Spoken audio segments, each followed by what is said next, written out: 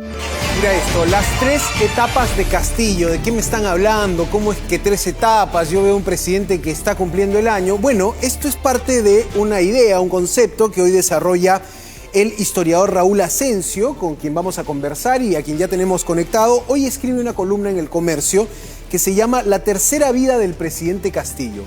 Me gustó mucho la figura porque habla de un Castillo inicial, un Castillo sin sombrero y un Castillo en modo atacar para defenderse. Así que le damos la bienvenida al señor Asensio y primero le agradecemos mucho haber aceptado. Ya hemos estado alguna vez conversando también en este espacio. Cuéntenos un poco cuál es esa tercera vida de Pedro Castillo actualmente. ¿Cuál es esa tercera etapa del presidente de la República? Buenas noches. ¿Cómo está? Buenas noches. Buenas noches, José Santiago. Un gusto estar acá nuevamente con ustedes. Sí, en realidad, como tú has señalado en la pregunta, esto parte de una columna que escribí, que salió publicada hoy en la mañana en el diario El Comercio, en el cual yo trataba de analizar con una perspectiva de media duración o de larga duración el gobierno de Castillo.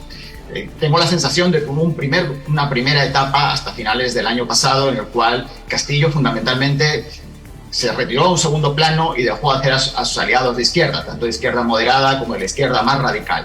Una segunda etapa en la cual Castillo optó por una serie de alianzas pragmáticas, con la idea de aliarse a izquierda, a derecha, con quien fuera, para conseguir esa minoría de bloqueo en el Congreso que impidiera la vacancia. Y tengo la sensación de que en los últimos meses, en las últimas semanas, desde julio, estamos asistiendo a una tercera etapa de este gobierno. Una tercera etapa marcada por el deseo de comenzar a devolver golpe por golpe a la oposición, por un gobierno, como tú bien has señalado, a la ofensiva, por un gobierno que va retando, que reta a los medios de comunicación, que reta a la oposición, que reta a quienes se lo suponen, un poco como estrategia de supervivencia también, para de alguna manera frenar la caída de popularidad que veíamos que el gobierno venía teniendo y asegurarse por lo menos un núcleo duro de seguidores, que estén tensionados por este conflicto permanente, por este devolver golpe a golpe, por este ver un gobierno que no se achica, un gobierno que es capaz de responder a los golpes que va recibiendo. Bueno, justo decías tú de que hay un cambio de estrategia y que de pronto esto puede responder a esos 5 puntos que ha subido nuevamente en popularidad según las últimas encuestas. Entonces, digamos, el peruano sí está convencido de que este presidente que gobierna un país debe ser, no sé si autoritario, llegar a ese extremo, pero sí tener una posición así firme, digamos. No me atrevería a decir todos los peruanos. Sí me atrevería a decir que hay un sector del público que está esperando eso. Tengamos en cuenta que Castillo ha aumentado entre 5 y 10 puntos. Eso no quiere decir que sea la mayoría de los peruanos, claro, que se sienten contentos con esta nueva estrategia. Pero sí creo que hay un sector que estaba esperando eso. Que estaba esperando un gobierno que no se deje pisar el poncho.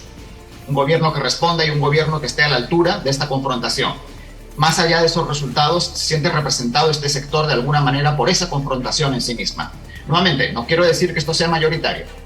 Estamos hablando de un crecimiento de las encuestas entre 5 y 10 puntos, que no implica la mayoría de los peruanos. Pero sí creo que esta estrategia está apelando a ese sector con el fin de generarse y de crearse en torno al gobierno un núcleo duro de seguidores que haga mucho más difícil la vacancia.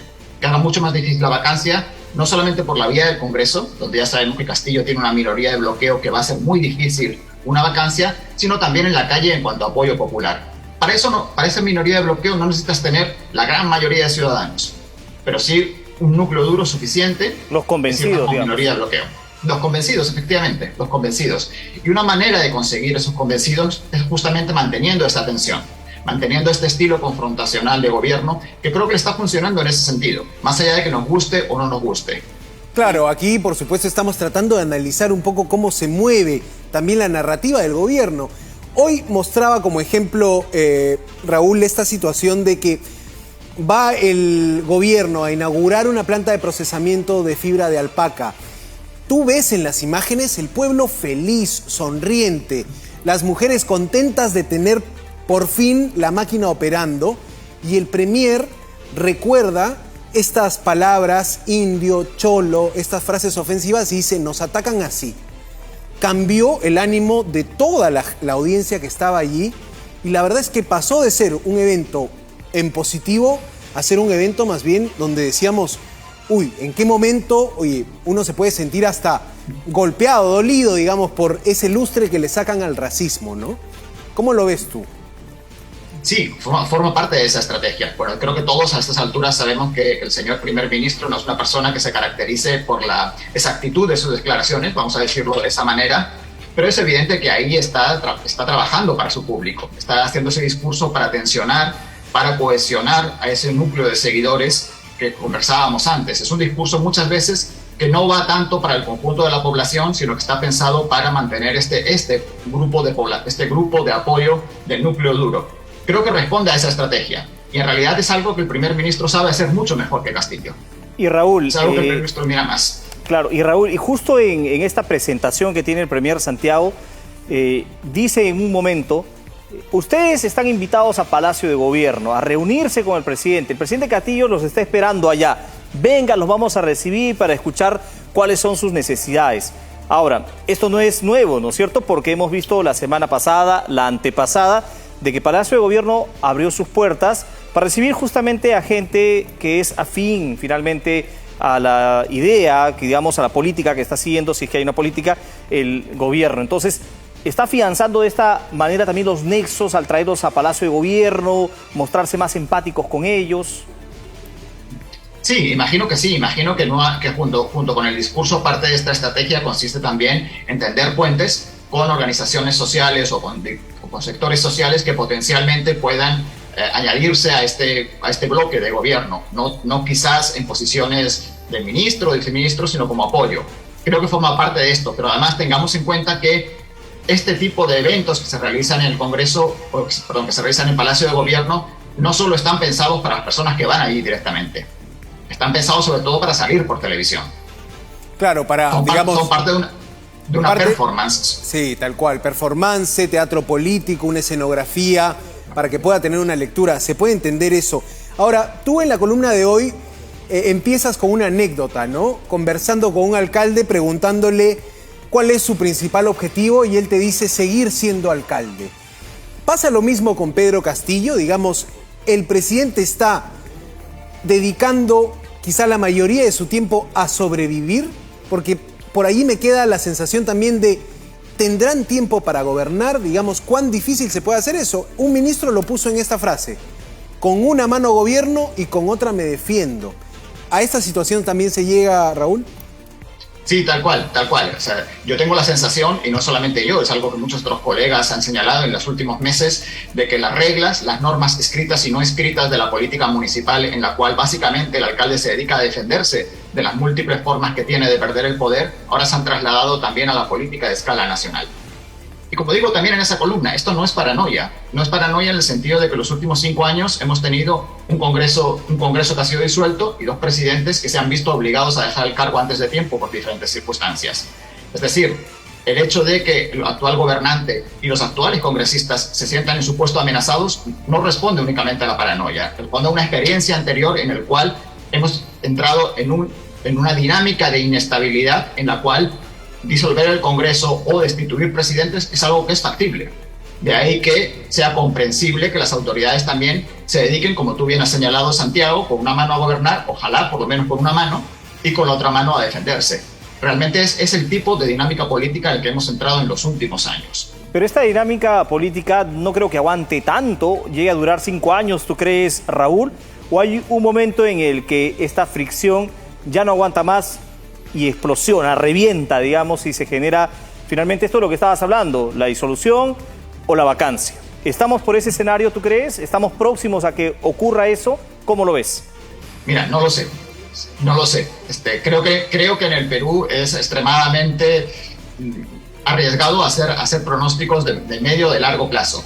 Lo que sí creo es que situaciones de esta tensión que parecen insostenibles en determinadas circunstancias pueden durar durante mucho tiempo. Justamente en la columna que ustedes estaban mencionando, yo citaba el caso de Donald Trump. Donald Trump estuvo bajo acoso judicial, con múltiples escándalos de corrupción, con un intento de vacancia, con esa tensión continua que parecía que no iba a aguantar y finalmente logró aguantar estos 4 años. Justamente ahí es donde entra la idea de estas minorías de bloqueo. Estas minorías de bloqueo que quizás no te permiten gobernar, quizás no te permiten llegar adelante con tu propio proyecto, pero sí impiden que seas destituido. Y creo que esto es a lo que está jugando ahora el gobierno, a construir una minoría de bloqueo, por un lado dentro del Congreso, que ya la tiene, por otro lado una minoría de bloqueo en la calle, que haga extremadamente costoso desde el punto de vista político una destitución. Ahora, ¿cómo ves también aquí justamente a la calle, ¿no? ¿Cómo ves a la ciudadanía en esta situación de polarización, donde es muy difícil pararse al centro o encontrar una posición de decir hay cosas buenas quizá en el gobierno, hay cosas buenas en el Congreso, aquí todos parecen ser malos? ¿Cómo ves allí el rol de la ciudadanía? ¿Faltan articuladores? ¿Faltan plataformas? Los universitarios. Sí. Yo diría que hay dos cosas que hay que considerar. Una primera es que esta polarización política todavía, afortunadamente, no llega tanto al plano social. Se están haciendo esfuerzos por parte del gobierno por llevarla al plano social, pero creo que todavía no se siente tanto como se siente en el ámbito de quienes estamos más interesados en política o en el ámbito político en un sentido amplio. Por otro lado, hay que tener en cuenta que venimos de 5 años agotadores desde el punto de vista emocional para la ciudadanía, en la que han pasado múltiples cosas. En ese sentido, yo siento que estamos ahora en un momento de desmovilización ciudadana más que de movilización ciudadana. Esto puede volver a cambiar porque quizás ocurra algo en algún determinado momento o haya protestas locales, pero yo diría que ahora mismo a corto plazo veo muy difícil una movilización ciudadana de grandes dimensiones que acabe con el gobierno o que acabe con el Congreso. Lo veo extremadamente difícil porque estamos, creo, en este momento de agotamiento emocional de todo lo que ha ocurrido en los últimos 5 años en el ámbito político, en la pandemia, etc. Agotados. Sí, realmente fatiga social. En algún momento escuché a la historiadora Carmen Mackeboy referirse a ese término, ¿no? Fatiga social. Raúl Asensio, investigador principal del IEP, historiador, columnista también en prensa. Muchas gracias por sus ideas. Gracias. Muchas gracias a ustedes, José Santiago, un gusto como siempre. Buenas noches. Buenas.